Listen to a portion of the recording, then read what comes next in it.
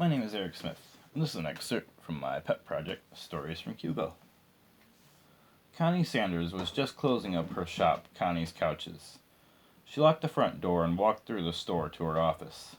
She left out the back door every night. It was easier to do that, because then she could walk up 2 flights of stairs or ride the elevator up to her and her girlfriend's apartment on the 3rd floor. Today, she heard music in the hallway and decided to take the stairs. As she got to the 2nd floor, she found the source of the music. The couple on this floor was having a party. Connie could hear Jump Around by House of Pain blasting through the Nickerson's door. She continued up the stairs to her own apartment. "Hey, baby," Rebecca smiled, hugging Connie. "How was your day?"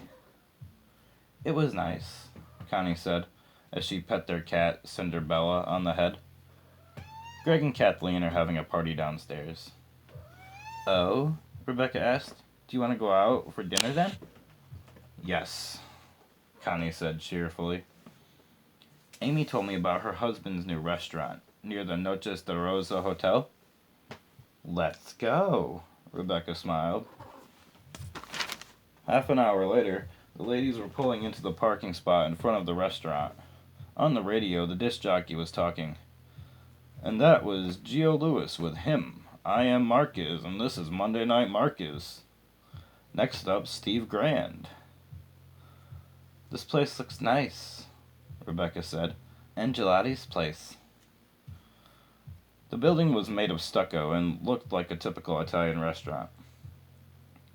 "Welcome to Angelotti's place," a man with a black ponytail and a suit greeted the girls. When they sat down, he said, "I am Rob, the owner. If you have any questions, comments, or concerns, I will be obliged to help you." "Oh, Rob Angelotti?" Connie asked him. "Yes," Rob smiled.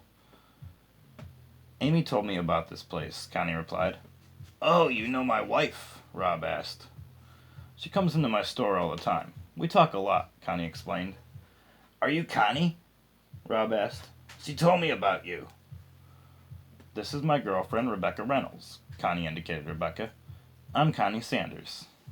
Rob and the girls talked for the next hour. There were only 3 other tables with customers, and Rob had 3 employees working, so he sat with Connie and Rebecca. They agreed to meet up at Rob's house tomorrow to hang out. The Angelottis lived on Matthew Shepard Boulevard near the Northern Woods. They also had 2 babies, a boy and a girl that were twins. Rebecca and Amy hit it off instantly. They both worked for Schran Enterprises, it turned out. Rebecca worked in the headquarters of Schran Enterprises, while Amy worked in the store branch at QB Center, next to the building that houses Connie's Couches. "Are you guys going to the free concert this weekend?" Amy asked. "Crench and the Blufferines?" Rebecca inquired. "Yeah, the Alien Band," Amy said. "We're getting a babysitter and we're going with a couple of friends." "We were talking about that yesterday," Connie said. "I do want to go." "My friend is the CEO of Veerine Inc. We're going with him and his wife, Nikki," Rob said. "Can we meet you there?" Rebecca exclaimed. "Yeah, all right," Rob and Amy said together.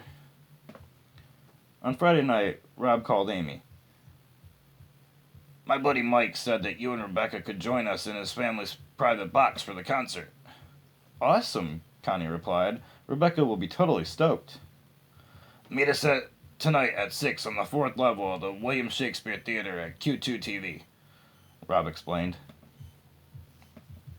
So at 6 that evening, Connie and Rebecca walked over to Q2 TV, which was basically across the street from their apartment. The front of the tower had a marquee with posters all around. Posters of current and future attractions in the William Shakespeare Theater. One of the posters was of J.J. McCole. He was a young and very attractive man that hosted a few different shows in both studio towers. On the 6th floor, which was the 4th level of the theater, Rebecca pointed out the Angelottis standing over by a merchandise table, behind which stood a tall blonde girl who was way too perfect to be a human, with a bald man and a brunette woman. Mike and Nikki Maglio, this is Rebecca Reynolds and Connie Sanders," Amy introduced their companions. The Maglios have invited us to their private balcony. Thank you, Rebecca and Connie said gratefully as they shook hands. It's nothing, Mike said. We're waiting for one more person, though. Do you want Nikki to take you all to the box? Sure, Amy said. Rob replied, I'll wait with you, bro. The women followed Nikki around a corridor. They turned left at the end and Nikki opened the second door. This is it, she smiled as she walked onto the balcony. Connie gasped as she seen the theater. She had never been inside it before. She had been to J.J. McColl's late-night talk show over in the other television tower. The balcony was made of white marble and sat 7 people. Connie and Rebecca sat at the end of the row and looked over the edge. They were in the middle of 2 other balconies, and there was another row on the floor below them. There were the same number of balconies on the wall opposite them and on the back wall of the theater.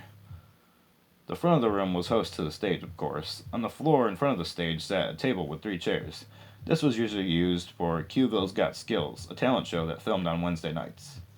Next to the judges' stand at stage left sat an orchestra pit. Now, however, it was filled with metal folding chairs, so that more people could see the intergalactic band. Amy sat on Connie's right side, with an empty seat for Rob next to her. Nikki was sitting next, with 2 empty seats to her right. The door opened again, and Mike walked in with a man with auburn hair and a small goatee. Cosmo, this is my wife, Nikki. Maglio indicated his wife. And you already know Rob. This is his wife, Amy. Cosmo shook hands of each in turn. And this is Connie and Rebecca. Mike smiled. Everybody, this is my friend, Cosmo Foley. He is a wizard.